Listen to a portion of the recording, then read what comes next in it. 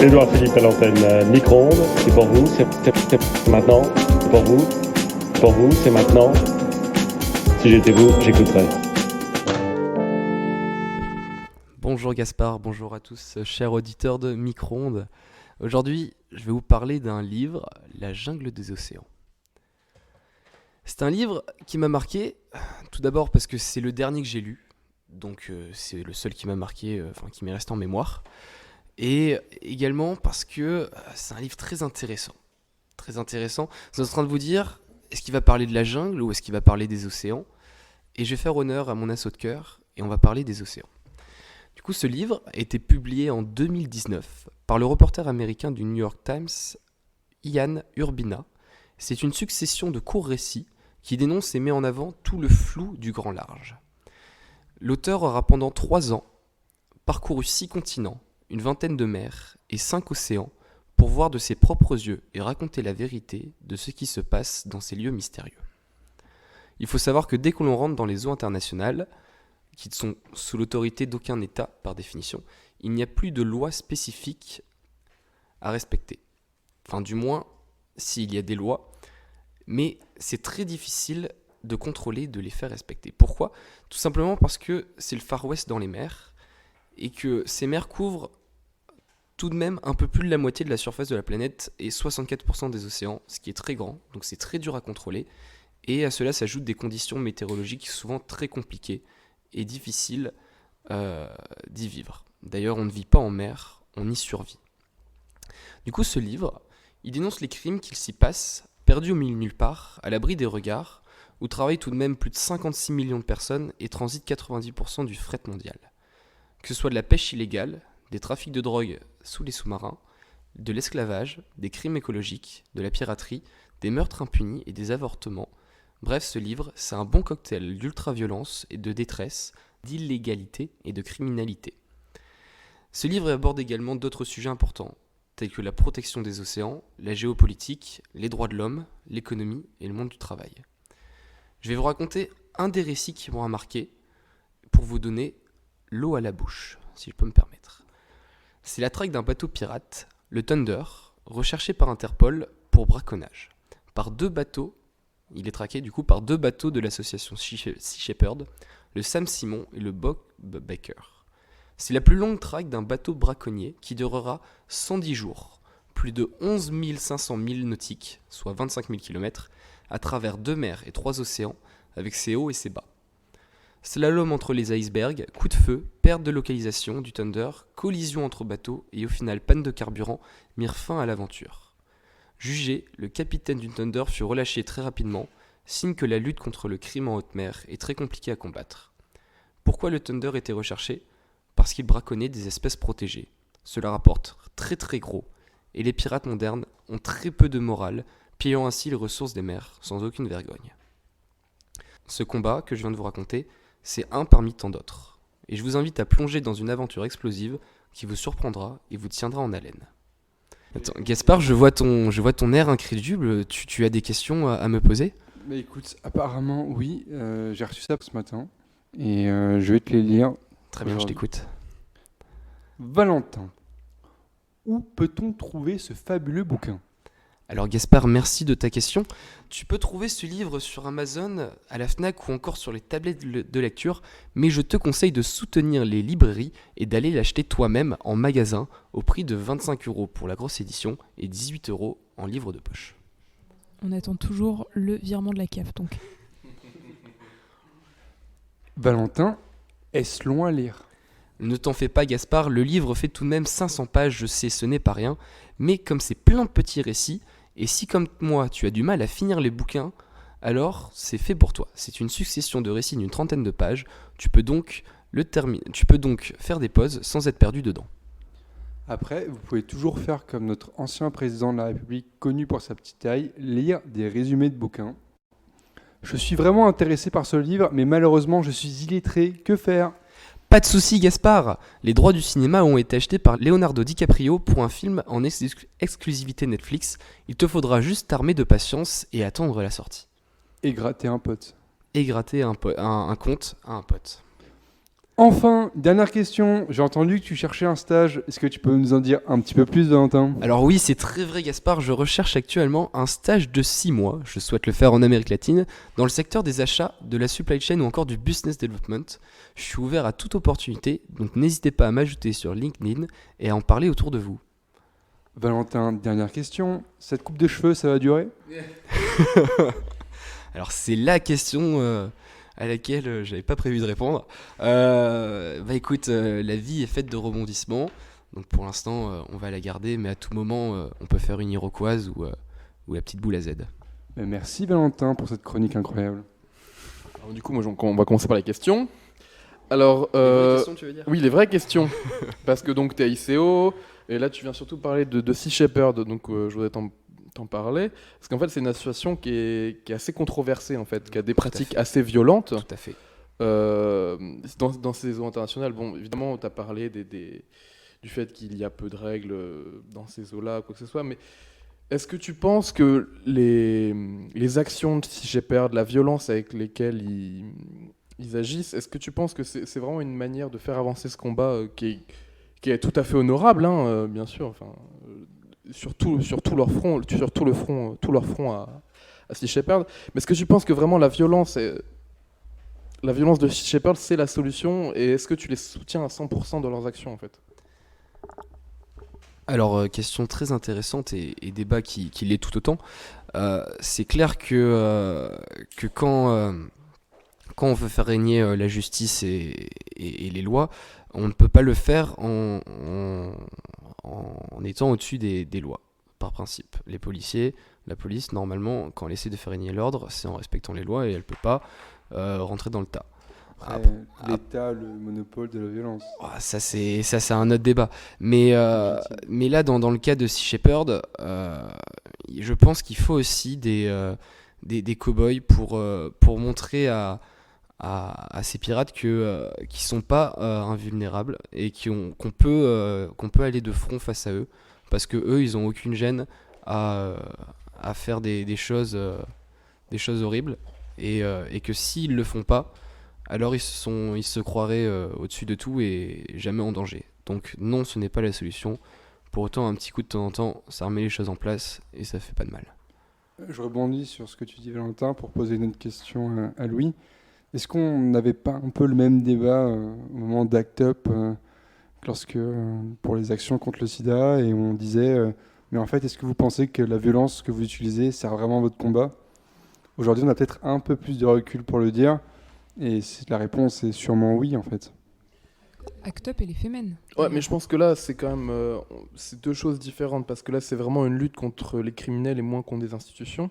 Et ce dont j'ai vraiment peur, en fait, avec les actions de Sea Shepherd, surtout contre les pirates, surtout contre les baleiniers, tout ça, c'est qu'on aille plus vers une escalade de la violence et des réponses de plus en plus violentes de la part des pirates et des baleiniers et tout ça, et plutôt qu'on aille vers une désescalade et une compréhension et plus vers un système de paix, en fait. Vraiment, j'ai l'impression que Sea Shepherd, parfois, malgré le fait que je les soutiens forcément, engage un petit peu ce monde illégal maritime dans une spirale de violence. Et voilà. Et du coup, c'est pour ça que j'exprime certaines retenues envers cette association quand même. Il y a déjà beaucoup de choses qui ont été faites, on va dire, par exemple sur la pêche sur la baleine. Il y a des traités qui ont interdit cette pêche. Il y a beaucoup de pays qui l'ont signé. Et là, les baleiniers qui continuent de pêcher, c'est dans la totale illégalité. Donc il y a déjà des choses qui ont été faites pour le faire, on va dire, dans la paix. Et que s'ils le font pas, on va pas rester là à croiser les bras, à attendre qu'ils s'arrêtent. Et s'ils veulent pas mettre fin, eux, d'une manière paisible, va bien falloir le mettre fin d'une autre manière, sinon ce sera tout simplement la fin. Oui, bien sûr. Non, mais je comprends parfaitement ce point de vue, mais je me demande si vraiment Sea Shepherd a une légitimité pour faire ça. Parce que finalement, dans ces eaux-là, il y a les marines internationales, il y a la marine américaine qui patrouille et qui elle-même prend des actions contre ces baleiniers. Du coup, je me demande vraiment si cette organisation qui se la joue vraiment à la Rambo, est-ce que fondamentalement c'est bien, ou est-ce que finalement ils n'auraient pas à peu près les mêmes activités que ces genres-là, toute morale évidemment écartée, ils emploient les mêmes procédés, Quand on voit des vidéos, par exemple, où ils prennent plusieurs bateaux, ils les collent contre les bateaux de baleiniers jusqu'à les faire dériver sur des côtes, vraiment des pratiques vraiment dangereuses. Et on se demande si vraiment c'est fondamentalement déjà utile, mais surtout, est-ce que ça les pose vraiment en gentils? Est-ce que ça les pose vraiment en défenseurs de la biodiversité et de l'ordre en mer plutôt qu'autre chose? Parce qu'eux aussi, du coup, ils prônent cette même violence, en fait. Oh non, mais je suis d'accord aussi qu'on peut se poser la question, quoi. Mais ouais, on peut se poser la question et puis à faire ça, forcément tu mets un gros coup de projecteur et de communication sur ton combat. Donc certes, ça choque d'une bonne ou d'une mauvaise manière, mais on fait parler de toi, tu fais réfléchir un peu les gens sur ça et finalement quand on voit le soutien qu'ils ont et les dotations financières qu'ils reçoivent, force est de constater qu'ils sont quand même soutenus par une bonne partie de la population, même s'ils sont hors la loi totalement. Puis on sait tous très bien que c'est les Corses qui sont derrière tout ça. Ces Corses, ils sont vraiment partout. Ou les Bretons. Ouais. Pareil eux-mêmes. Victor, tu voulais faire un petit commentaire sur la chronique des Valentins? J'ai beaucoup aimé. Je trouvais ça intéressant et je trouve que le débat sur Sea Shepherd est d'autant plus actuel que la biodiversité, ça revient de plus en plus sur le devant de la scène. Et effectivement, quand les États viennent à ne pas agir, il faut que l'action privée pallie le manque d'action de l'État, parfois. Enfin, je suppose. Après, ce livre ne parle pas seulement de Sea Shepherd, hein, c'est seulement oui, bien sûr. un récit parmi les nombreux récits.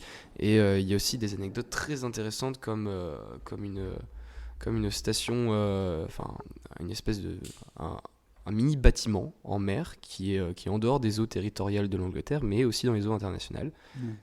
C'est la plateforme. Exactement, cette fameuse plateforme qui s'est autoproclamée État et dont personne ne peut s'opposer à cette autoproclamation puisqu'ils sont dans les eaux internationales, qui sont régis par aucune règle, quoi, et qui peuvent se permettre d'organiser par exemple des tournois de jeux de poker en toute légalité, mais c'est particulier. Du coup, c'est plein de petites anecdotes.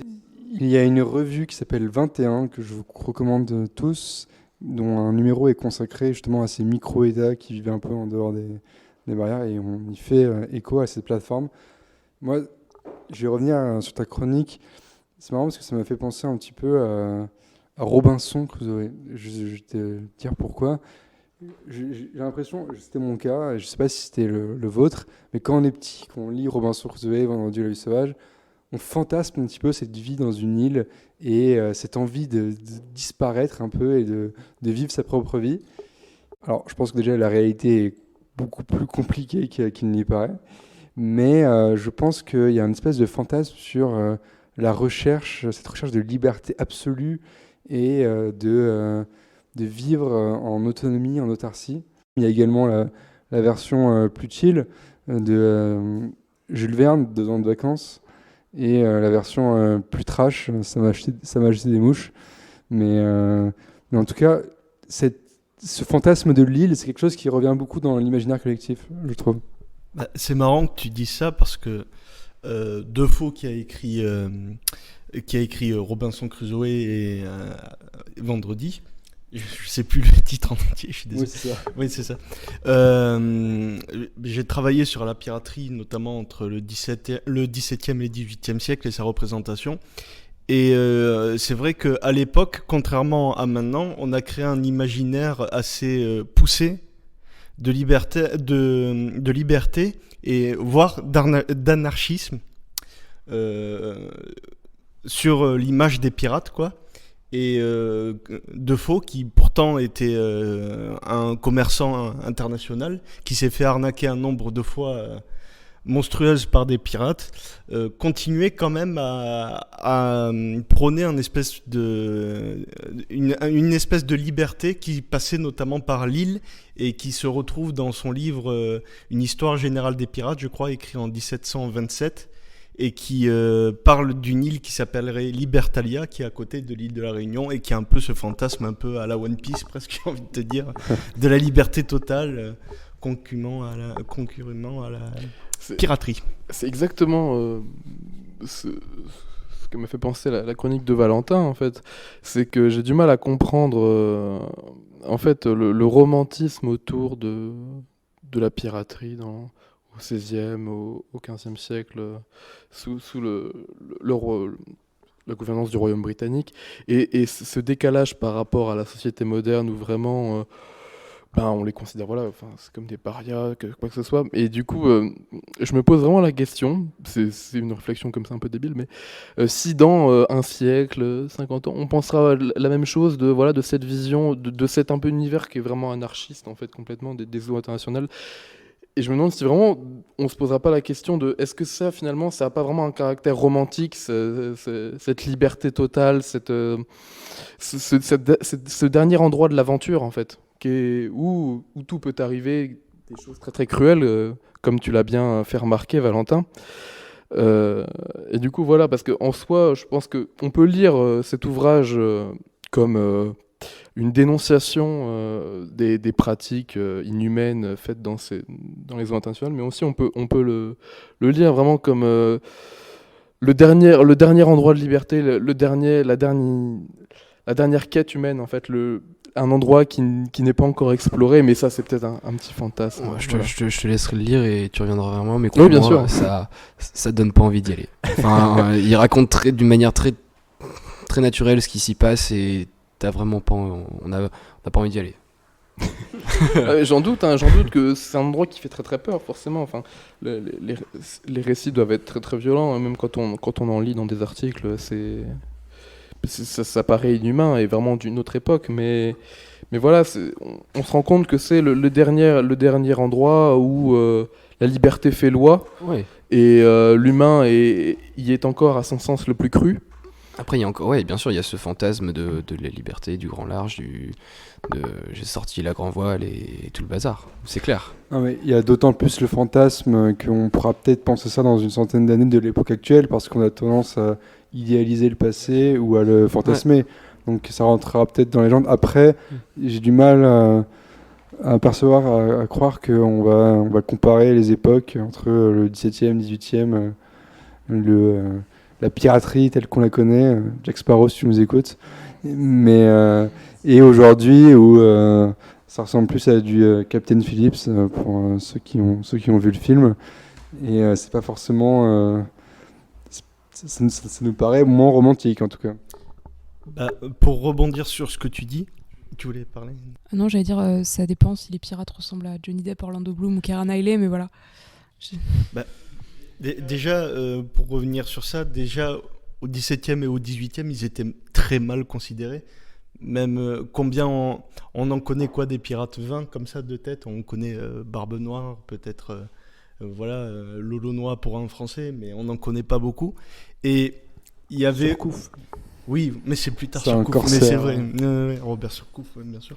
Mais à la grande différence de notre époque, la piraterie, la course et la flibusterie étaient engagées par les États et récompensées par les États quand même.